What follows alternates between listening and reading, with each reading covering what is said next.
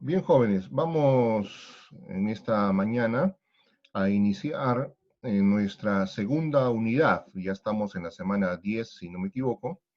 Esta segunda unidad del curso de filosofía, no sin antes expresarles algunas palabras, no de, por la situación en la que nos encontramos, en el que urge que todos nos tengamos que cuidar adecuadamente, no descuidemos las medidas de seguridad, las medidas de protección personal. Recuerden que la salud siempre será lo más importante en nuestras vidas. Nosotros vemos en Moquegua aquí el incremento de casos, ¿no? En todo lo que es la región Moquegua, Hilo, Sánchez Cerro, Moquegua en sí. Entonces ya tenemos algunos compañeros, tanto de gestión, de minas y no sé de qué otra escuela más, que han sido, ¿no? Ha llegado el virus hasta ellos. Entonces hay que tener cuidado, ¿no? El virus se encuentra cada vez ya en más personas, cada vez estamos más propensos a contagiarnos. Hay un docente también en Arequipa que está, ¿no? Que está con este virus. Entonces, y es triste, ¿no? Cuando uno escucha o mira en las noticias, en las redes sociales, ¿no? Amigos, familiares de nuestros amigos, sus papás, hermanos, que a veces tienen que dejar este mundo como consecuencia, ¿no? De esta enfermedad, ¿no? O de este virus. Entonces, por favor, nos han pedido las autoridades que siempre han iniciado las clases, les hagamos recordar que tenemos que cuidarnos, lavarnos las manos constantemente, no menos de 20 segundos, salir lo estrictamente necesario, y si salimos, ya saben, ¿no? Con la mascarilla, al llegar a casa cambiarnos la ropa, cambiar los zapatos, el calzado. Cuidémonos, jóvenes, cuidémonos, que hay que preservar la salud, que es lo más importante. Y pues aquí en Moquegua la situación está crítica, ¿no? En cuanto a hospitales, si es que por OVE caemos enfermos. Entonces, dichas esas recomendaciones del caso, vamos a continuar con la clase. Estamos entrando a lo que es ya, bueno, mejor dicho, hemos entrado a lo que llamamos la etapa de la contemporaneidad. Entonces, ya estamos en la etapa de la contemporaneidad y en ese sentido, la segunda unidad solo trata lo que es etapa contemporánea y etapa postmoderna, ¿no? Eh, esa etapa contemporánea y esa etapa postmoderna es lo que, a ver, no me veo acá yo. Esto no es, esto es aquí. Y dentro de etapa contemporánea tenemos que visualizar, tener en cuenta, antes en el sílabus aparecen los profetas de la sospecha para esta semana, pero antes de ver a ellos, todo parte desde un filósofo al cual nosotros llamamos en nuestro amigo Hegel, ¿no? Nuestro amigo Hegel es un filósofo, a ver esto, ¿cómo está aquí?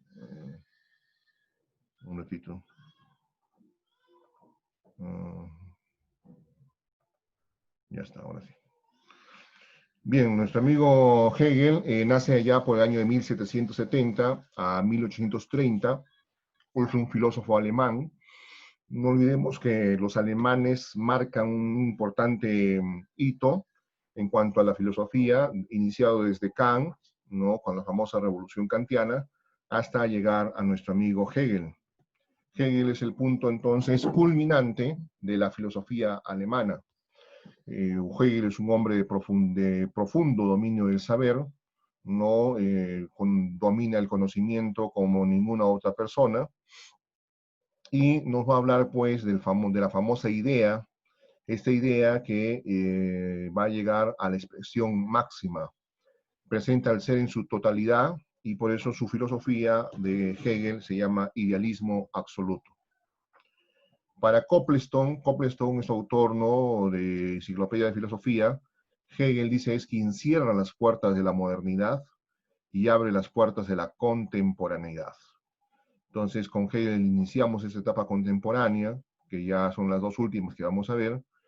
Nuestro amigo Hegel es racionalista, está viviendo en un contexto del iluminismo, del positivismo, de la Revolución Francesa, allá en el año de 1789. Ahora, a partir de Hegel se produce lo que llamamos izquierda hegeliana o derecha hegeliana.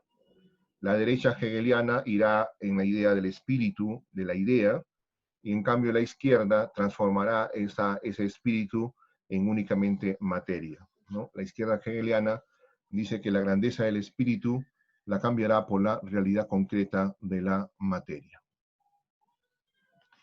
Veamos un poquito qué está pasando en el mundo. A la muerte de nuestro amigo Kant, Alemania se convierte entonces en el centro de la filosofía. Los alemanes son los que más han aportado en este tema. Recordemos que en Inglaterra había tenido lugar la famosa revolución industrial, ¿no? Había revolución industrial con las famosas las máquinas. En Francia se llevó a cabo justamente la revolución francesa, una revolución política.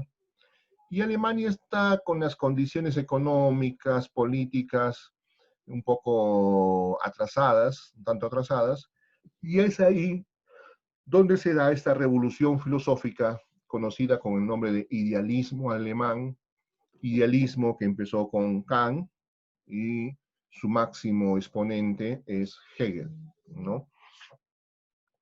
Hegel trata entonces de formular una filosofía que fuera un sistema capaz de explicar la totalidad de lo real, que es lo real, ¿no? La totalidad, que explique la totalidad de lo real. La realidad entonces es una idea que se ha desarrollado hasta alcanzar es una idea, ojo, ¿qué es la realidad? Una idea que se ha desarrollado hasta alcanzar la conciencia de sí misma en el espíritu humano, ¿no? Por lo tanto, la idea es lo absoluto, la idea, con I mayúscula, es lo absoluto, el ser es la realidad en sí misma. Pero la idea no es, para Hegel, no es esa idea inmutable de Parménides, ni la idea en constante devenir de Heráclito. La idea es una totalidad en constante movimiento, en una totalidad dinámica. Quisiera que por favor prestemos bastante atención a Hegel, porque a partir de Hegel, como le decía, se divide la filosofía en izquierda hegeliana, derecha hegeliana. Todos los filósofos en adelante se irán cuadrando, o si son de la derecha o si son de la izquierda hegeliana. Entonces es importante tratar de comprender hasta donde podamos entender a nuestro amigo Hegel, que por lo demás, al ser un buen filósofo alemán, es difícil de entender, ¿no? Pero haremos el esfuerzo.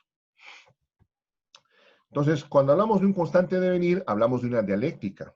La dialéctica, por ahí dice la frase, si no hay contradicción, entonces no hay evolución, ¿no? Si no hay contradicción, no hay evolución. Y si no hay contradicción, entonces no hay mañana. Entonces, el mundo avanza, el mundo evoluciona por una constante contradicción, ¿no? Frente a A aparece B, y fruto de estos de A y de B saldrá C. Más o menos ya para que vayamos un poquito entendiendo mejor, ¿ya? La realidad de la idea, lo absoluto en sí mismo, dice, ¿no? Dado que es una totalidad dinámica, entonces la realidad es una totalidad dinámica, y se da a través de un movimiento dialéctico de opuestos, de contrarios. Entonces la idea es algo vivo, que se despliega a través de oposiciones, de conflictos o lucha de contrarios. En la medida que estas oposiciones, lucha de contrarios, aparece algo nuevo que es superior a esta tesis y a esta antítesis. Ya le estoy adelantando la siguiente diapositiva. Entonces, lucha de contrarios, propongo tesis, lo contrario sería la antítesis. Frente a estos dos contrarios aparece la síntesis. Hegel va a presentar su filosofía constantemente, o toda su filosofía, usando las famosas triadas. Triadas viene de tres, ¿no? Triadas filosóficas. Todo se explica a través de una triada. Por eso hemos dicho, ¿no? Triada, tesis, antítesis, fruto de los dos, tercero, síntesis. Y la filosofía es historia de la filosofía para nuestro amigo Hegel. Vamos a ver. Por si acaso, si hay alguna duda, pueden levantar la mano, pueden hablar, preguntar para tratar de entender mejor, ¿sí? Entonces, veamos esta dialéctica hegeliana, ¿no? La dialéctica, entonces, para Hegel, no es un método para conocer ideas, como pasaba con los griegos, sino es el mismo desarrollo o devenir de lo real, es decir, de la idea, que tiene tres momentos, acuérdense, triada, tres momentos. Primero, es el momento de la afirmación, a lo cual vamos a llamar tesis, momento de la afirmación. Es una realidad concreta, cualquiera sea, realidad concreta cualquiera, en cuanto que es afirmada, realizada, ¿no? Por el devenir de la totalidad, de la realidad, obviamente. Segundo, es el momento de la negación. Frente a una afirmación, aparece un segundo momento que es la negación. A esto llamamos antítesis. Afirmación o tesis, negación o antítesis. Es lo contrario. Es el contrario, es la contradicción, ¿no? El Hegel lo llama la alienación de sí mismo que lo real concreto produce al desarrollarse, al afirmarse. Tal contradicción o alineación, dice, le obliga necesariamente, lógicamente, a superarse. Entonces, frente a una afirmación hay una negación, esto hace que necesariamente tenga que postular un tercer momento. Para Hegel, este es el auténtico motor del desarrollo dialéctico de lo real. Entonces, ¿no? Frente a una afirmación hay una negación, un contrario, y la aparición de este contrario es lo que hace que se evolucione. Y llegamos a un tercer momento. ¿Cuál es el tercer momento? La etapa de la superación, a lo que también conocemos como síntesis. Esto tiene lugar entonces cuando la contradicción entre el momento inicial o de afirmación y el momento de negación o antítesis es superada. El desarrollo de otra realidad concreta, que recoge y conserva, pero reconciliado el antagonismo de los momentos anteriores, ¿no? Entonces aparece otra realidad, que es esta tercera, que de alguna manera supera lo anterior, ¿no? Lo recoge y lo supera, ¿no?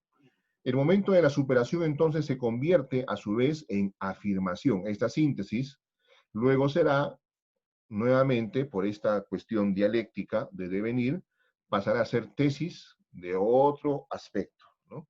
Afirmación del proceso siguiente. Esto es para Hegel entonces el devenir permanente y dialéctico de la idea. Ojo.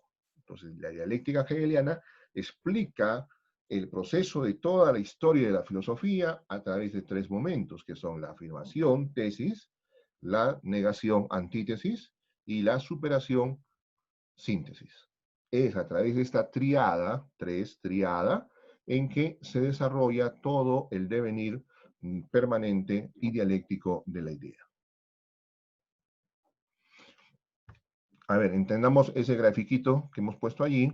Entonces, la dialéctica implica dos momentos. El momento de la tesis, que es el primer momento, afirmación, lo que estoy subrayando, a lo cual se corresponderá con lo que es la idea absoluta. La idea absoluta, ¿no? Entonces, tesis, afirmación. Pero frente a esta afirmación o tesis, se produce entonces el contrario, que es la antítesis, la negación de esa afirmación. ¿Qué es lo que hace que dijimos para Hegel? Hace que evolucione el conocimiento.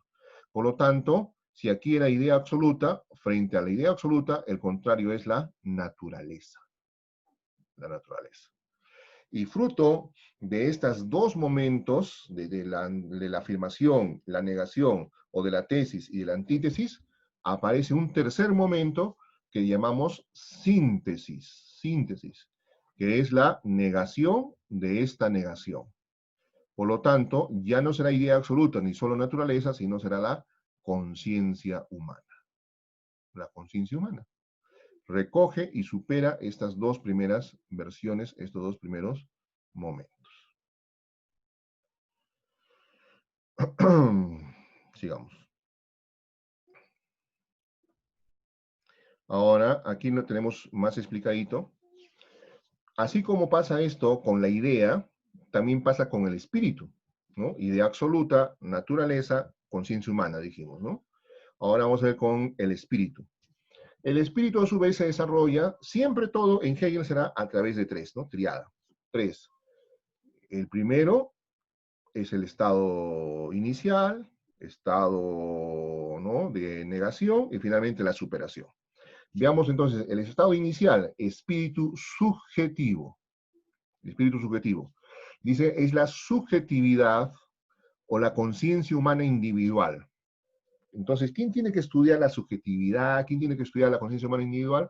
Dice Hegel, la psicología, ¿no? La psicología como tal. Luego tenemos y aparece en un segundo momento el espíritu objetivo. Y este espíritu objetivo, dice, es la alienación de la subjetividad humana, ¿no? Entonces la subjetividad se aliena, ¿no?, en objetos exteriores a ella, ¿no?, que busca algo fuera de sí, ¿no? Por ejemplo, en las leyes, los sistemas políticos, las normas morales, etc. Su estudio, entonces, ¿quién se encarga de todo ver, de ver todo esto externo? Se encarga de ver, pues, el derecho, la moral, la política. Para Hegel, entonces, el despliegue del espíritu objetivo es un permanente avance de la libertad, ¿no? Entonces, el espíritu objetivo se desarrolla, se desenvuelve, ¿no? Y eso hace que la libertad pueda avanzar, ¿no? ¿Qué es la libertad? La capacidad que yo tengo de autodeterminar las cosas que voy a hacer, o, como lo pone él, autodeterminación del espíritu. Entonces, es el primer momento, espíritu subjetivo, negación, espíritu objetivo, superación, o lo máximo, por así decirlo, el espíritu absoluto. Es el momento de la superación, ya no estamos acá, superamos. Es el despliegue dialéctico del espíritu. Momento en que la idea llega a ser plenamente autoconsciente a través de. Entonces, la idea llega a ser autoconsciente a través de qué? Y otra vez, Hegel todo lo va a explicar en torno a triadas. ¿Cómo la idea llega a ser autoconsciente? A través de una triada. ¿Cuál es la triada? Afirmación, primer momento de afirmación, el arte. La idea se capta a sí mismo como belleza, belleza. Segundo, la religión. La idea se capta a sí mismo como bien, es algo bueno. Y tercero, o superación, la filosofía. La idea, ¿no?, se capta a sí misma como verdad. La idea se capta a sí misma como verdad. Vamos a corregir esto antes que me olvide. Un ratito. La idea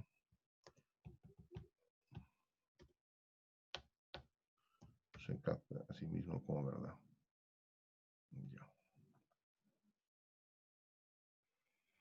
Entonces, según Hegel, la filosofía es historia de la filosofía. No es solamente una serie más o menos enlazada de ideas, pensamientos, sino es el devenir lógico, racional, necesario de la filosofía que ha tenido un desarrollo dialéctico. Que ha tenido un desarrollo dialéctico. Entonces, más o menos.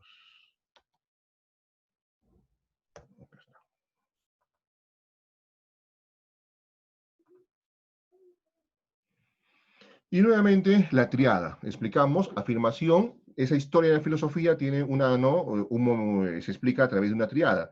¿La triada cuál es? El momento de afirmación inicial, la filosofía griega, sería lo que correspondería con lo que es la tesis.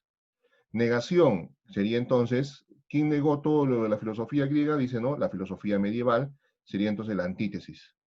Y tercer momento de la superación, la filosofía alemana, que es el idealismo hegeliano, entonces la síntesis. Síntesis. Entonces, como podemos ver, todo se reduce a la explicación de la realidad, ¿no?, a través de la idea, y esta idea se desenvuelve a través siempre de triadas epistemológicas, triadas lógicas. Esta es la triada famosa de Hegel, resumen, por así decirlo, ¿no? Esto es mucho más extenso, pero acá ponemos un resumen. tesis, primer momento, segundo momento, antítesis, tercer momento, síntesis. La tesis, en primer momento hablamos del espíritu subjetivo, luego el espíritu objetivo en segundo momento y tercer momento espíritu absoluto. En el espíritu subjetivo hablamos que es la idea en sí, el ser en sí, ¿no? Y se estudia a través de la lógica, la historia. El espíritu objetivo es cuando el ser, la idea es fuera de sí, fuera de sí. Entonces aquí es ahistórica, por fuera del pensar del hombre, donde no hay pensamiento, no hay historia, ¿no? Y la síntesis es el ser en sí y para sí, autoconciencia, ¿no? Ciencias del espíritu. Entonces, ¿quién trata la tesis espíritu subjetivo? Igual, se divide en una triada que es la antropología, sería tesis, doctrina del ser, la antítesis, fenomenología, doctrina de la esencia, y la síntesis, psicología, doctrina del concepto, ¿no? Por eso dijimos que quien se encarga de estudiar esto es la psicología como momento de superación. En cuanto al espíritu objetivo, igual, la afirmación sería, o tesis sería el derecho, o la mecánica, la antítesis, la moral, física orgánica, y la superación de esto se da a través del Estado, ¿no?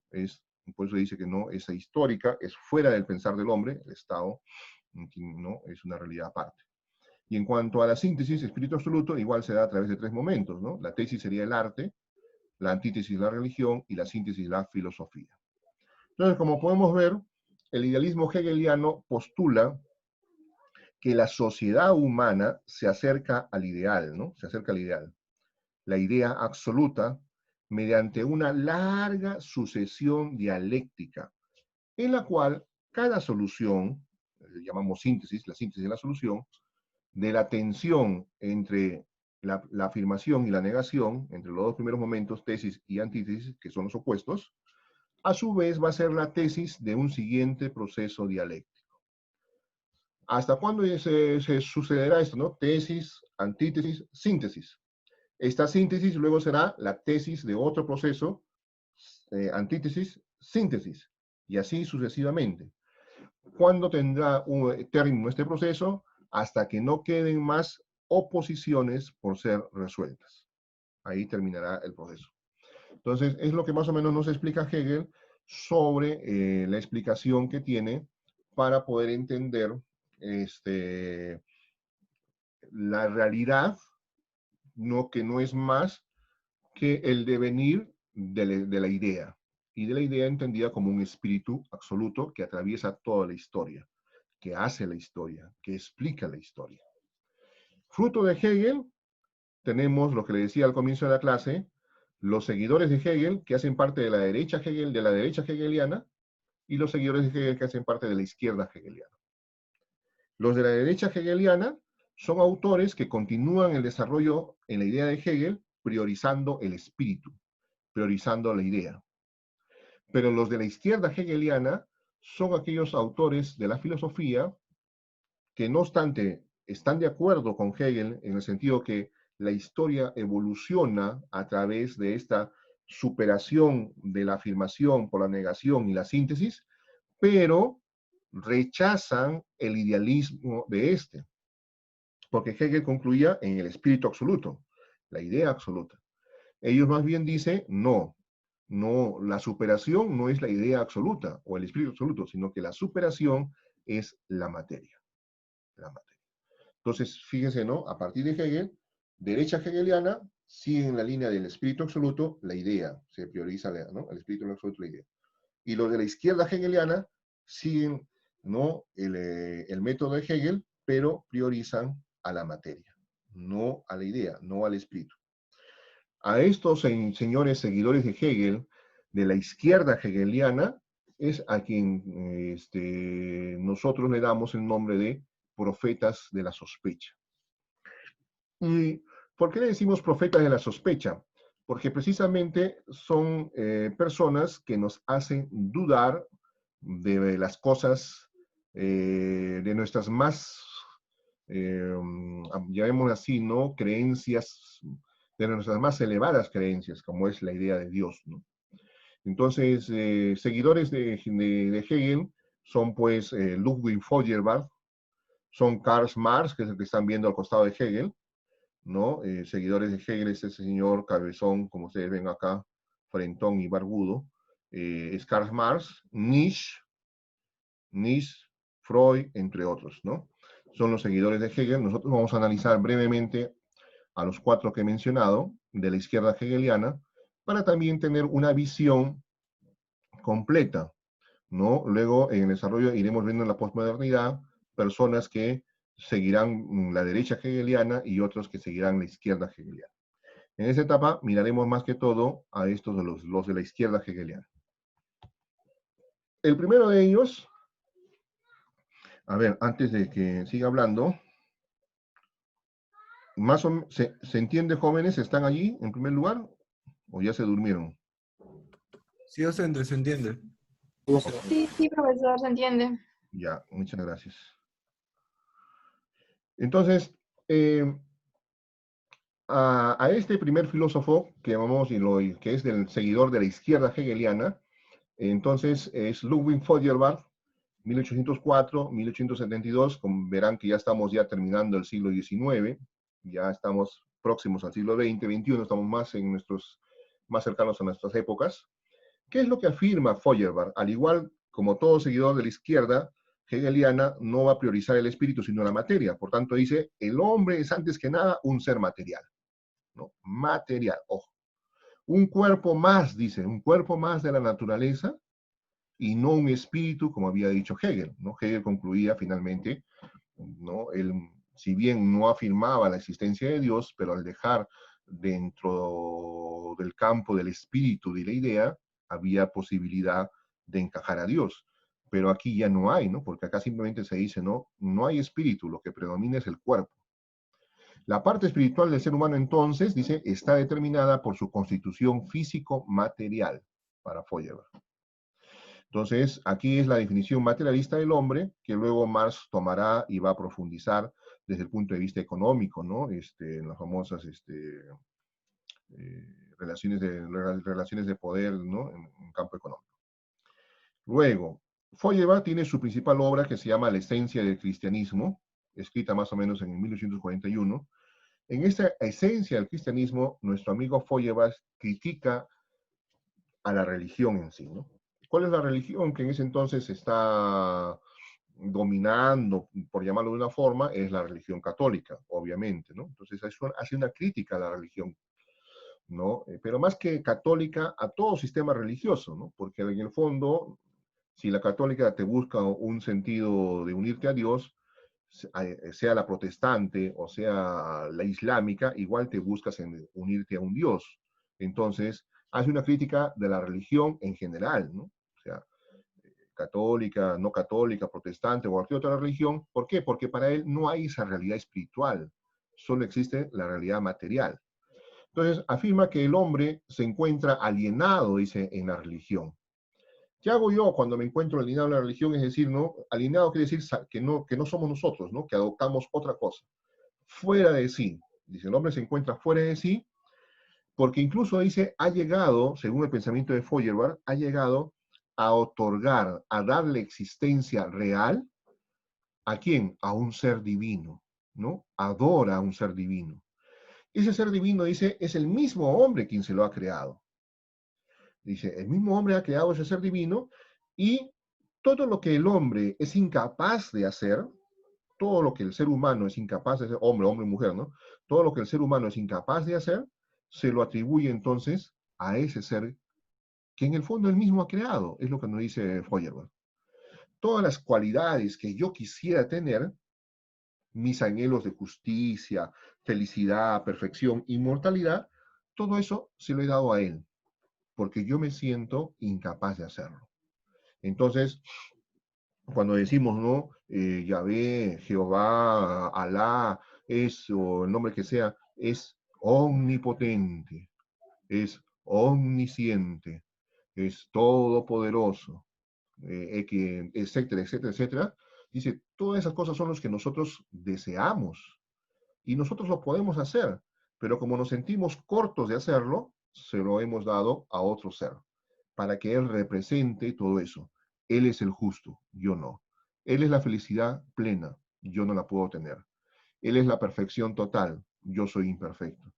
Él es la inmortalidad, yo soy fragilidad. ¿no? Entonces dice, superar este problema de la alineación religiosa solo es posible si el hombre reconoce, según Feuerbach, como tarea propia que le toca realizar aquí en la tierra, su superación, el mejorar sus condiciones de vida, ¿no? El tener un mejor trabajo, una mejor vivienda, una mejor salud. Y no simplemente posponerlo o atribuirlo que el que me va a dar la solución es Dios, que el que me va a dar el buen trabajo es Dios, sin que entonces yo me cruzo de brazos y bueno, pues no, o sea, que Él se encargue. Y si me pasa algo, bueno, no es por mi culpa, sino es por culpa de Dios, ¿no? Si es que me enfermo de coronavirus, no es porque yo fui negligente o irresponsable y no salí a la calle innecesariamente, no, es que Dios pues, ya me tenía predestinado, ya yo tenía que morir de este virus. Entonces dice, ¿no? Le atribuimos a Dios lo que nosotros mismos somos capaces de hacer. A ver, vamos a poder tratar de explicarlo de otra forma. Cuando nosotros vamos a una fiesta, todos hemos ido a una fiesta, ¿no? Hemos ido en nuestra fiesta de promoción, inclusive yo tengo mis anécdotas.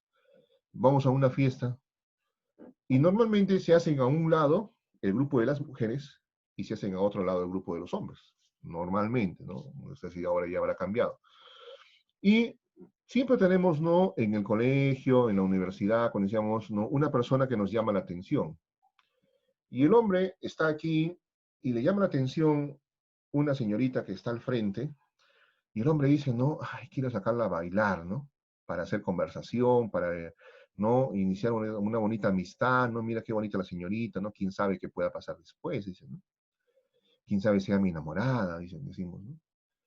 Pero el hombre se siente corto, dice, pero si voy y le digo bailamos, y si luego como se dice popularmente, me chotea, y si luego me dice que no, ay, qué roche, ¿no? Todos se van a burlar de mí, miren, no me he choteado, me he choteado.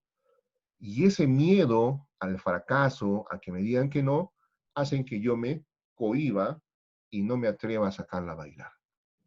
Y quién sabe que en el otro lado, la misma señorita estaba pensando exactamente lo mismo. Mira, qué buen joven, qué buen parecido, mira, se ve que es responsable, es aseado, es ordenado. Ay, ¿por qué no me sacará a bailar? ¿Por qué no me invita a bailar? ¿No? Pero como no leemos la mente de nadie, ambos están pensando lo mismo, pero nadie sabe lo que está en el pensamiento de otro, ¿no? Y finalmente siempre hay alguien en el grupo que siempre es el más palomilla, que siempre es, ¿no? El que es más centrado, el que no le importa, ¿no? El roche, es siempre más avesado, por así decirlo, y va y la saca a bailar, y la chica que quería bailar se pone a bailar con él, y al final termina enamorándose del otro, y tú te quedaste simplemente allí en tu asiento, pensando lo que podías hacer y no hiciste. Algo así parecido, salvando las diferencias obviamente, es lo que nos dice Feuerbach. Oye, hombre, tú puedes hacer todo, pero ahí te quedas cruzado de brazos porque tienes temor a fracasar, porque tienes miedo. Y como entonces para que no te choteen a ti o tú no seas culpable de nada, entonces se lo atribuyes a un ser superior, a un ser que tú mismo has creado, ¿no? Vamos a ver aquí. ¿Dónde estoy? La característica fundamental de la filosofía de Feuerbach entonces es su crítica a la religión, ojo, a la religión en general, y la reducción de esta, por lo tanto, si ya no hay espíritu, no hay religión, y simplemente se queda reducida a una antropología. ¿Qué es antropología? Bueno, yo voy a hacer una obra de bien porque veo allí a un ser humano igual que yo. No es que vea, si fuese cristiano, diría, no, yo veo ahí a un hijo de Dios, a un prójimo. No, para Feuerbach dirá, no, solamente veo allí a un ser humano igual que yo. Apareció su obra fundamental, La esencia del cristianismo, en la que efectúa esta reducción tanto de la teología como de la religión a una simple antropología. Si se había afirmado que Dios había creado al hombre, Feuerbach postula su frase que dice que hemos interpretado mal la Biblia. Dice, ¿no? En el Génesis se dice que Dios creó al hombre a su imagen y semejanza. Para Feuerbach, no. Dice, para Feuerbach, es el hombre quien ha creado a Dios a su imagen y semejanza. Miren, ¿eh? Una gran revolución que hace Feuerbach en cuanto a la concepción, ¿no? Es el hombre quien ha creado a Dios a su imagen y semejanza. Y estamos hablando del Dios general, ¿no? De cualquier religión, ¿no? Por lo tanto, ve, ahí está su frase, en la imagen que ven, no son los dioses los que crean a los hombres, sino los hombres los que crean a los dioses. Ese es Feuerbach, que para ese momento, muy fuerte su expresión, muy fuerte, pero no obstante, respondía pues a un momento histórico y lo dijo con mucha razón, ¿no? Para ese momento, obviamente, ¿no? La conciencia que el hombre posee de Dios es, dice Feuerbach, la que posee sí mismo. Por lo tanto, señala nuestro amigo Feuerbach, el espíritu no es otra cosa que el desdoblamiento del individuo. Es el hombre quien proyecta sus debilidades, ¿no? Todas sus cualidades, anhelos, deseos, aspiraciones, todo eso se lo proyecta ¿a quién? A un ser superior y se aliena, ¿no? De sí mismo, lo saca y lo pone allá y así construye la idea de Dios. Por eso que para Feuerbach la religión no es más que cosa que una proyección de la esencia del hombre. Eso que le atribuimos a Dios es lo mismo que el hombre tiene, pero que no se atreve a reconocerlo. ¿Por qué? Porque se siente, porque nos han metido en la idea de que nosotros no somos capaces de hacer eso. Y dice, ¿no? ¿Quién nos ha metido en la idea de que nosotros no somos capaces de hacer eso? La religión. La religión nos ha dicho,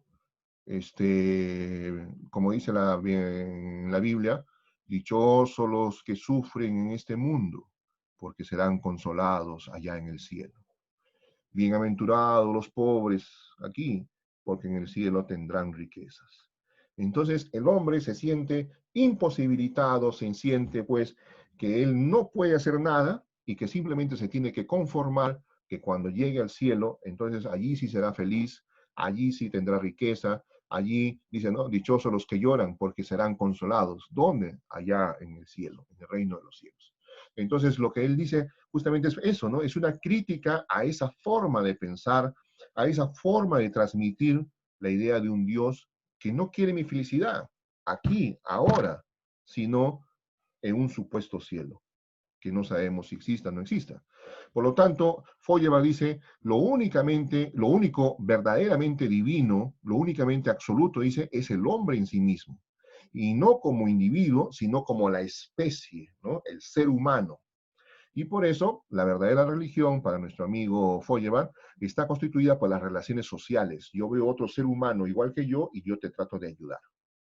Pero no es que te ayude porque vea un hijo de Dios o porque vea un prójimo o un buen samaritano. No, dice. ¿No? Veo otro ser, otro de mi misma especie y es mi deber apoyarlo. Es lo que está diciendo.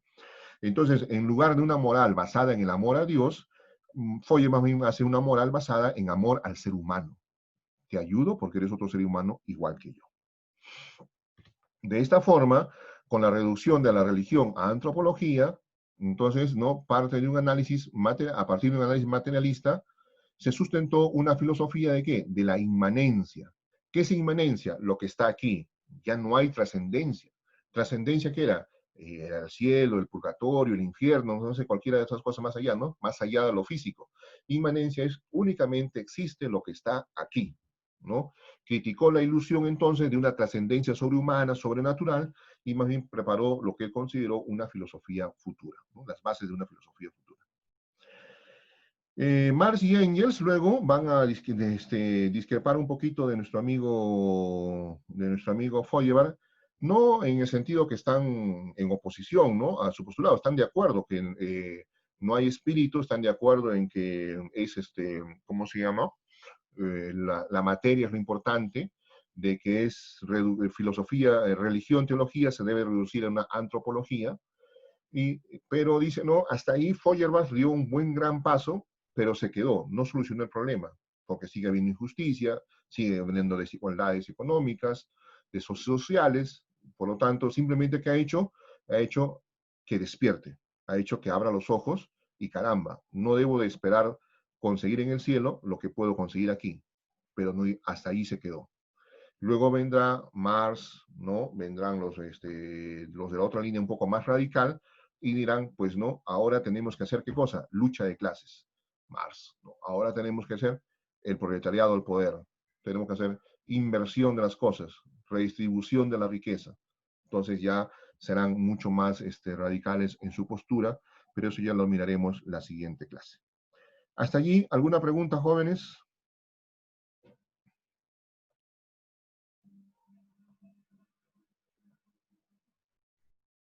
¿Se encuentran allí? No, docente, estuvo bien claro y la clase súper interesante. Gracias, es un halago recibir esa palabra, esas palabras. La idea se trata de eso, ¿no? De que tratar de hacerlo lo más claro posible y sobre todo motivar a que ustedes sigan investigando al respecto, ¿no? Bien, entonces jóvenes, lo dejamos allí, nos vemos Dios mediante próximo miércoles por este mismo canal, a la misma hora y con el mismo público de siempre. Y que todos estén sanos, siempre. Ya, cuídense jóvenes, buen día. Hasta luego, docente, que tenga buen día. Hola, profesor, que tenga un buen No, día. hasta luego, docente. Hasta luego.